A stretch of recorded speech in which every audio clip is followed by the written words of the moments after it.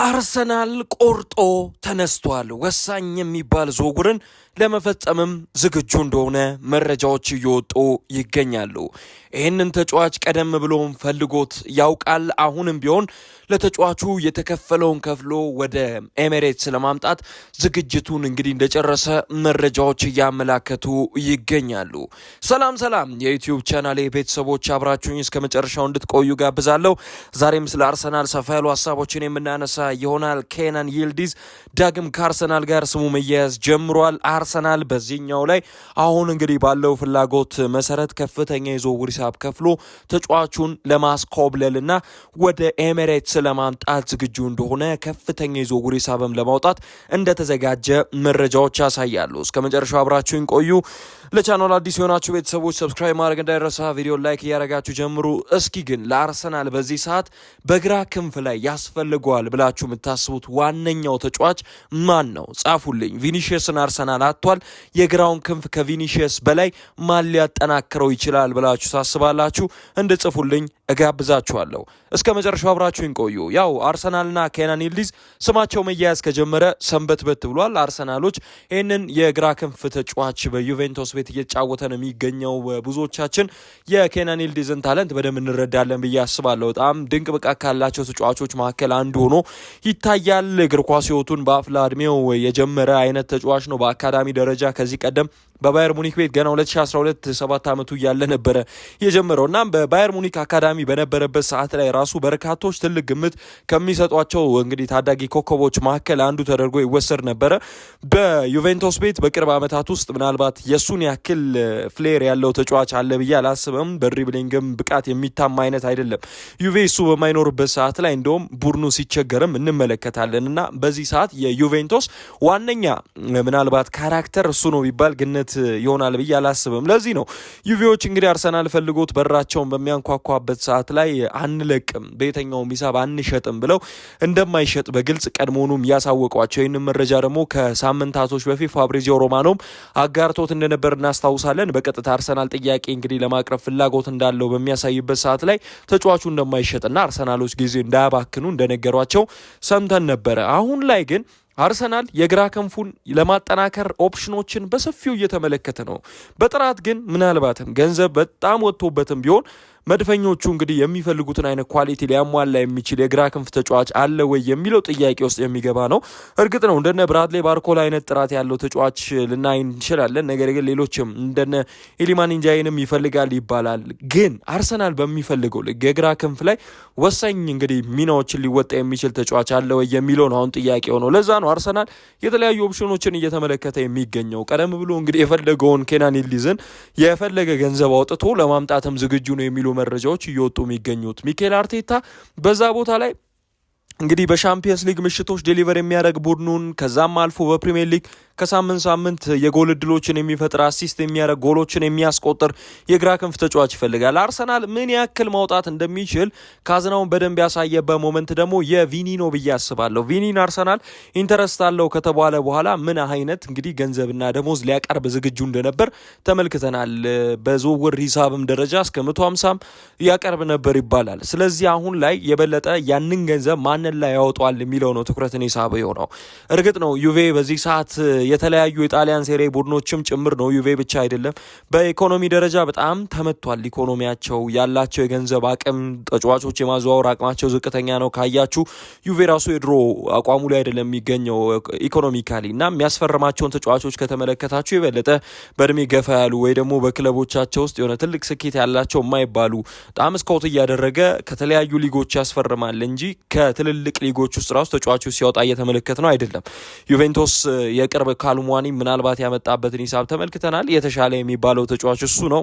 ነገር ግን አካዳሚካሊ ያሉ ተጫዋቾችንም እያሳደገ ወደ ዋናው ቡድን ሲያመጣቸው እየተመለከተ ነው። ይልዲዝም በነገራችን ላይ ዩቬንቱስ አካዳሚ ውስጥ ተጫውቶ ኔክስት ጄኔሬሽን ዩቬ እንግዲህ አካዳሚው ዩቬንቱስ ኔክስት ጄኔሬሽን ይባላል። በዛ አካዳሚ ውስጥ ተጫውቶ አልፎ ነው አሁን በዋናው ቡድን ውስጥ እየተጫወተ የሚገኘው። ስለዚህ ለዩቬንቱስ አሁን ላይ የኢኮኖሚ ሁኔታ የአርሰናልን ረብጣ ሚሊዮኖች የሚቀርብ ከሆነ ዩቬንቱስ ይገፋዋል የሚለው ለኔ ጥያቄ ጥያቄ ይሆንብኛል። ምክንያቱም የሚያስፈልገውን ብር ነው አርሰናል ሊያቀርብ ዝግጁ የሚሆነው። ይህንን ገንዘብ ደግሞ ገፍቶ ተጫዋቹን አንለቅም ማለት ከባድ የሚሆን ይመስለኛል። በአጠቃላይ መድፈኞቹ በጣም ጠንካራ የሚባል የገንዘብ አቅም እንዳላቸው በቅርብ ዓመታት እያስመለከቱን የመጡ ይመስለኛል። የተለያዩ ወሳኝ የሚባሉ ተጫዋቾች ዝውውርን እየጨረሱ ነው። 75 ሚሊዮን ፓውንድ ለብሩኖ ጉማሬዥ ወጥቷል። ዞሊስን አስፈርሟል። ዴክላን ራይስ ከዚህ ቀደም የመጣበትን ሂሳብ እናውቃለን። አርሰናል ከ100 በላይም እየከፈለ ተጫዋቾችን ለማምጣት ዝግጁ ነው። የበለጠ ደግሞ በዚህ ሰዓት ላይ በዝውውርም ገበያ ከተመለከታችሁ የፊት መስመር ተጫዋቾች በጣም ሂሳባቸው የናረ ሆኖ እንመለከተዋለን። ይህንን ስላችሁ ያው የአንድን ተጫዋች ሂሳብ ካያችሁ ለምሳሌ የተከላካይ ስፍራ ከሆነ የአማካኝ ስፍራ ከሆነ እርግጥ ነው አሁንም የአማካኝ ስፍራ ተጫዋቾች ሂሳባቸው አይቀመስ ይሆናል። ነገር ግን እንዲህ አይነት ቦታ ላይ የሚጫወቱ ተጫዋቾች የበለጠ ትኩረት አይሰጣቸውም። በዝውውር ገበያ ላይ ብዙ ሚሊዮኖች አይከፈልም እንደፊት መስመሮቹ። አሁን ላይ በአጠቃላይ ማርኬቱ ደግሞ የፊት መስመር ተጫዋቾች ውድ እየሆኑ የመጡበት ጊዜ ላይ ደርሰናል። ይህንንም ተከትሎ አርሰናልም ምናልባት ዩቬንቱስ የሚፈልገውን ከፍሎ ሊያመጣ ይችላል የሚለው መረጃ እየወጣ የሚገኘው ለዚህ ነው። ኢኮኖሚካሊ እንዳልኳቸው ነው ዩቬ ተጎድቷል። ስለዚህ 150-120 የሚያቀርብ ከሆነ አርሰናል በቀጥታ ይህን ተጫዋች የሚያገኝበት እድል የሚኖር ይመስለኛል። በቅርብ ዓመታትም ይህንን ሲያደርግ አርሰናል ተመልክተነዋል። በ2023 ነው ለዩቬንቱስ የመጀመሪያ ጨዋታውን ማድረግ የቻለው በጣም ከዛ በኋላ ራሱን ማሳደግ ችሏል። በ2004 የኮፓ ኢታሊያ ዋንጫን ከዩቬ ጋር ማሳካት ችሏል። በቱርክ ብሔራዊ ቡድን ውስጥም ቢሆን ዋነኛው በነገራችን ላይ ሰው ከአርዳ ጉለር ጋር እሱ ነው ቢባል ግነት አይሆንም። 2026 ላይ እርግጥ ነው እስከ 2030 ድረስ የሚያቆይ ኮንትራት ፈርሟል እና ለረዥም ዓመታት የዩቬንቱስ ዋነኛ ኢላማ ሆኖ እንግዲህ የቡድኑ የረዥም ዓመታት ፕሮጀክትን የሚመራ አይነት ሰው ተደርጎ ይቆጠራል። ግን የዚህን ተጫዋች እስኪ አንዳንድ ኳሊቲዎች እንመልከት። አንዳንድ ተጫዋቾች እግራቸው ላይ ኳስ ስትገባ በጣም ያምርባቸዋል አይደል? ፈረስተሻቸው በጣም ድንቅ ሆኖ እናገኘዋለን።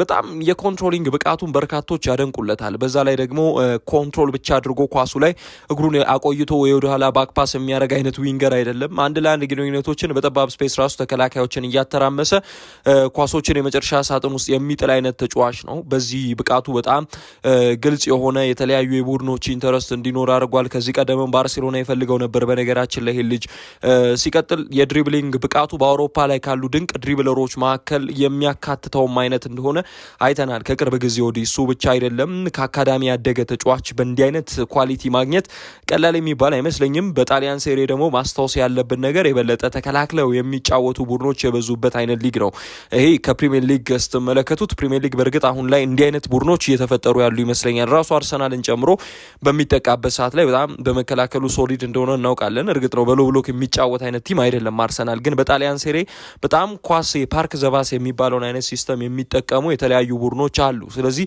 በእንዲህ አይነት ቡድን ውስጥ እንግዲህ ተቃራኒ ሆኖ መግጠም ደግሞ በጣም የድሪብሊንግ ብቃት ላይ እንድታንሱ ያደርጋቸዋል፣ በቁጥሮች እንድታንሱ ያደርጋቸዋል። ነገር ግን ኬናን ይልዲዝ ላይ እንዲህ አይነት የኳሊቲ ችግር አትመለከቱም። ሌላው የኳስ እንግዲህ አንድ ዊንገር ማድረግ ያለበት ምናልባትም ቦክስ ውስጥ ከገባ በኋላ ውሳኔዎችን አርጎ ሹት አርጎ ማስቆጠር ወይንም ደግሞ ከቦክስ ውጪ። ኬናን ይልዲዝ በቅርብ ዓመታት ምናልባት ከተመለከትናቸው ከቦክስ ውጪ ግሩም ጎሎች ከሚያስቆጥሩ ተጫዋቾች መካከል አንዱ ነው። ይሄ ደግሞ ተያያዥነት ያለው ይመስለኛል። በግሌ ተያያዥነት አለው ስላችሁ ለምሳሌ በአጠቃላይ የጣሊያን ሴሪን ከተመለከታችሁት በጣም ቆንጆ ጎሎች ከሚገባበት አይነት ሊግ ውስጥ አንዱ ነው። ቆንጆ ጎል ደግሞ የምንለው ብዙ ጊዜ ከቦክስ ውጪ የሚቆጠሩ ጎሎችን ነው። ይሄ በሎ ብሎክ የሚመጣ አንድ እንግዲህ አማራጭ ነው። የጎል አማራጮች ከሴት ፒስ ይመጣሉ። ከዛም ደግሞ ከኳሱ እንግዲህ ከቦክሱ ውጪ በሚሆኑበት አጋጣሚ ላይ ተጫዋቾች ሹት አድርገው ያስቆጥራሉ። ኬናን ይልዲዝ እንደ አይነት ኳሊቲ ያለው የበለጠ ግን የእሱ ለየት የሚለው ይሄ ከርሊ ጎሎችን የሚያስቆጥሩ አይነት ተጫዋቾች አሉ አይደል? ለምሳሌ ከዚህ ቀደም እነ ድሬስ በርተንስ እነ ሎሬንዞ ኢንሲኜ እንደ አይነት ጎሎችን የበለጠ ሲያስቆጥሩ እናያቸዋለን። በጣሊያን ሴሬ እንደ አይነት ጎል የተለመደ ነው በአጠቃላይ እና ኬናን ይልዲዝ እንደ አይነት ጎሎችን የማስቆጠር ብቃት አለው። ከቦክስ ውጪ ኳሶችን ካገኘ የመጀመሪያ ንክኪው ቆንጆ ነው እንዳልኳችሁ በቀጥታ ወደ መረቡ ላይ የሚያስቆጥርበት እድል ከፍተኛ ሆኖ ነው ያለ እና ያው ጠንካራ ሹቶችን ማድረግ የሚችል አይነት ተጫዋች እንደሆነ ማሰብ ይጠበቅብናል ማለት ነው እና ስለዚህ ተጫዋች ስናወራ ሌላ መረሳት የሌለበት ነገር ኢንተለጀንስ ነው። ኢንተለጀንስ እና ፉትቦል አይኪው ያው ሪሌትድ የሆኑ ነገሮች ናቸው። ፉትቦል አይኪው ለአንድ ተጫዋች በተለይ ከክንፍ መስመር እየተነሳ ለሚጫወት ወይንም ደግሞ የአማካኝ ስፍራ ሆኖ በጣም ክሬቲቭ ለሆነ ተጫዋች ወሳኝነት አለው። ለዚህም ይመስላል ኬናን ይልዲዝ እንደነ ኳሊቲዎቹን በደንብ ጠንቅቆ ያሟላ አይነት ነው የሚባለው በአውሮፓ ካሉ ተጫዋቾች መካከል። ወጣት ነው ገና፣ እንደ አይነት ኳሊቲም አለው። የበለጠ የፉትቦል አይኪውና ኢንቴሊጀንስ የሚጠቅመው ፋይናል ሰርድ ላይ የምጥሏቸው ግሩም አሲስቶች እንዲሁም ደግሞ ከቅብብሎችም አሉ ሊንክ አፕ፣ እያንዳንዷን ነገር ጠንቅቃችሁ እንድታደርጉ ከቦክስ ውጭ ሆናችሁ ራሱ የመጨረሻ የሳጥን ውስጥ የሚጣሉ ኳሶችን በዛ እንድታደርጉ የሚረዳችሁ ይሆናል ማለት ነው። ስለዚህ የፉትቦል አይኪው በጣም ላቅ ያለ እንደሆነ የተለያዩ አሰልጣኞችን ሉቺያኖ ስፓሌቲ አሁን ላይ ቡድኑን የያዘው እንዲሁም ደግሞ ኢጎር ቱዶር ከዚህ ቀደም ቡድኑን ያሰለጠነው አሰልጣኝ ይናገርለታል ማለት ነው። በጣም ትልቅ ትርጉም የሚሰጡት አይነት ተጫዋች ነው በነገራችን ላይ እና ከአሌሳንድሮ ዴልፒሪዮም ጋር የሚመሳሰል አይነት ኳሊቲ ያለው ይባልለታል። ሌላው ከኳሊቲዎቹ መካከል በቅርብ ጊዜ እንግዲህ ተቀያሪ አይነት ባህሪ በሜዳ ላይ ከሚያሳዩ ተጫዋቾች መካከል አንዱ ተደርጎ ይቆጠራል። የግራ ክንፍ ወይ ደግሞ የቀኝ ክንፍ ተጫዋቾች ያው እግር ኳስ አንዳንድ ጊዜ ምን አይነት ኬሚስትሪ ያላት የበለጠ ያጥቂ አማካኝ ሆነው እንዲጫወቱ ይጋብዛቸዋል። ኬናን ይልዲዝ ምናልባትም ወደ አርሰናል የሚመጣ ከሆነ ይህንን ኳሊቲውን ይዞ እንደሚመጣ ማስታወስ ያለብን ይመስለኛል። በጣም ቨርሳታይል መሆን ይጠበቅባቸዋል። አሁን ላይ በእግር ኳስ በተለይ ደግሞ ታክቲሻን በሚባሉ አሰልጣኞች ውስጥ ስትጫወቱ በተለያዩ ሚና ውስጥ እንድትጫወቱ ይፈልጋሉ። ፔፕ ጋርዲዮላ አሁን ይህንን ይፈልጋል። ደቀ መዝሙሩ ሚኬል አርቴታ እንዲህ አይነት ብቃት ቢኖራችሁ ይደግፋል። ኬናን ይልዲዝም እንዲህ አይነት ኳሊቲ ያለው ከግራ ክንፍ እየተነሳ ይጫወታል። ካስፈለገ አጥቂ አማካኝ ይሆናል። ለአንዳንድ ጊዜ 9 ቁጥር ቦታ ላይ በዩቬንቱስ ቤት ጀምሮ ተመልክተነው ነበረ። ስለዚህ እንዲህ አይነት ኳሊቲዎች መኖራቸው በተለይ በፕሪሚየር ሊግ ይፈልጋል። ተገማች መሆን የለባችሁም። ብዙ ጊዜ የተለያዩ ኳሊቲዎችን ስትይዙ ለእናንተ ለኬሪራችሁ እድገትም ቢሆን በጣም ወሳኝነት ይኖረዋል። ሌላው ፔስ አለው በጣም ይህን ተጫዋች ካያችሁት ፍጥነቱ የሚታማ አይነት አይደለም። በጣም ፈጣን ነው። ከኳስ ጋር ምቾት ተሰምቶት የሚሮጥ አይነት ተጫዋች ነው። ፔስ ደግሞ በትራንዚሽን ሰዓት ላይ ምን ያህል ጠቃሚ እንደሆነ ማስታወስ ያለብን ይመስለኛል። አርቴታ የበለጠ እንዲህ አይነት ተጫዋቾችንም ይፈልጋል። መከላከሉም ያንን ደግሞ እንዲያደርግም ያስገድዷል። አንዳንድ ጊዜ ለትራንዚሽን የሚመቹ አይነት ተጫዋቾች እንዲኖሩት በቡድን ውስጥ ግድ ይላል። ይህንን ደግሞ የሚያሟላ አይነት ተጫዋች ነው። የኦዚልንም አንዳንድ ጊዜ ያጫወት መንገድ የሚከተል ነው ይሉታል። በተለይ ኳስ እግሩ ስር ስትገባ ከኦዚል ጋር ይመሳሰላል ይሉታል። ስለዚህ አርሰናሎች ዳግማዊ ኦዚልንም የማግኘት ቻንስ አላቸው። ቱርካዊ ተጫዋች እንደሆነ ማስታወስ አለብን። የዘር ግንዱ የኦዚል ደግሞ የሚመዘዘው ከቱርክ ነው። ምንም እንኳን ጀርመን ብሔራዊ ቡድን ተጫውቶ የእግር ኳስ ህይወቱን ብዙውን ቢጨርስም ታዲያ ይህንንም ተከትሎ አሁን ላይ የበለጠ ኬናን ይልዲዝ ካሉት ኳሊቲዎች መካከል በቅርብ በጣም የቁመት ለውጦች ትመለከቱታላችሁ። ያው ፊዚካሊም በጣም ለውጦች የሚያመጣ አይነት ተጫዋች ነው። ፊዚካል የሚፈልግ አይነት ሊግ ውስጥ ደግሞ ፍላጎት አለ የአርሰናል ማለት ነው። ፊዚካሊ በጣም አሪፍ ሆናችሁ ስትገኙ ፍጥነት ሲኖራችሁ ያልኳቸውን ኳሊቲዎች ያሟላ ተጫዋች ሲሆን የሚኬል አርቴታ የሚሆን የአርሰናል ኢንተረስት ከፍ እያለ ይመጣል። አርሰናል ግን ምናልባት ለዚህ ተጫዋች አሁን ለዩቬንቱስ አንለቀውም ብሏል። የኬናን ይልዲዝ ራሱ የእግር ኳስ ህይወት ምናልባት በዩቬንቱስ ላይ የተያዘ ነው ብዬ አስባለሁ። በጣሊያን ሴሪ የሚጫወት ቡድን ውስጥ ለወጣት ተጫዋች በተለይ ገዳይ እንደሆነ ራሳቸው የጣሊያን አንዳንድ የቀድሞ የእግር ኳስ ሌጀንዶችም ሆኑ የብሔራዊ ቡድን እንግዲህ የቀድሞ ተጫዋቾች፣ የቦርድ አባላቶች፣ አመራሮች ያውቁታል። እናም የኬናን ይልዲዝ የእግር ኳስ ህይወት በዩቬንቱስ ቤት ብቻ የተቀጨ እንዳይሆን ያሳስባል።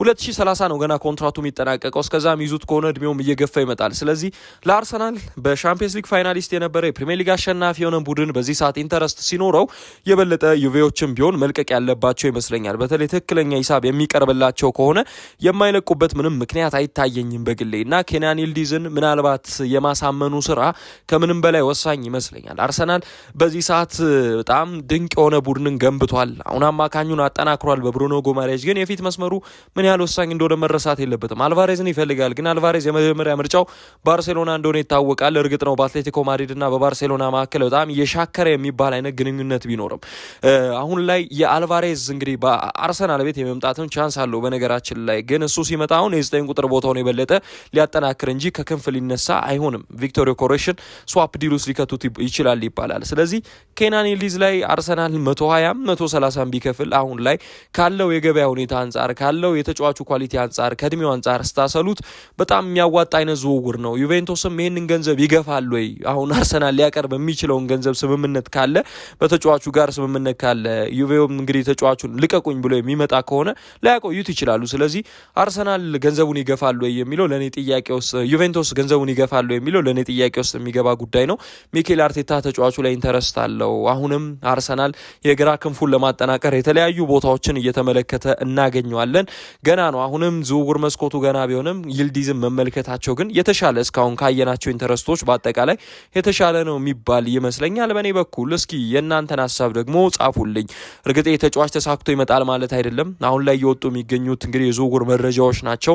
ዩቬንቱስም ያለው አቋም በጣም አስቸጋሪ ነው ከጣሊያን ቡድን ጋር። እንደውም በአውሮፓ ካሉት የበለጠ ዩቬንቱስ ኦፕን ቢሆን ኖሮ ለዝውውሩ ይህን ተጫዋች በጣም በቅናሽም ሊያገኝበት የሚችልበት ኦፕሽን ይኖር ነበር። ምክንያቱም ከጣሊያን ቡድኖች ተጫዋች በምትገዙበት ሰዓት ላይ አሁን እንደሌሎቹ አይደሉም። በጣም በገንዘብና በኢኮኖሚ ስለተጎዱ በአጠቃላይ ቶሎ ተጫዋቾቻቸውን ይለቃሉ። ግን ኬናን ይልዲዝን በቀላሉ መልቀቅ ከባድ ነው። ምክንያቱም የወደፊቱ ምርጥ ተጫዋቾች መካከል ይሆናል ተብሎ የሚገመት አይነት ተጫዋች ስለሆነ ማለት ነው። እስኪ አዲስ ነገር የሚኖር ከሆነ አሁንም ከስር እየተመለከትኩኝ ወደ እናንተ መረጃዎችን የማመጣ ይሆናል። አብራችሁን እስከዚህ ደቂቃ ድረስ ለቆያችሁ ላቅ ያለ ምስጋና ልሰጥ ወዳለሁኝ። በቀጣይም ፕሮግራም ዳግም የምመለስ ይሆናል። እንግዲህ የተለያዩ ሀሳቦችን እናንተም ኮመንት ሴክሽን ላይ ያጋሩኝ። ማን ወደ አርሰናል የሚመጣ ይመስላችኋል? እስኪ ይህንንም እየጻፋችሁልኝ ለወዳጅ ለዘመዶቻችሁ ከሀገር ውጭ ላሉ ቤተሰቦቻችሁ ጭምር ይህንን ቪዲዮ ሼር አድርጓቸው፣ መረጃዎች አድርሷቸው። በየዕለቱ የአርሰናል መረጃዎችን የምታገኙበት ትክክለኛው ቻናል ይህ ነው። አብራችሁን ስለቆያችሁ አመሰግናለሁኝ። በቀጣይ ፕሮግራም እስከምንገናኝ ድረስ ቸር ቆዩልኝ።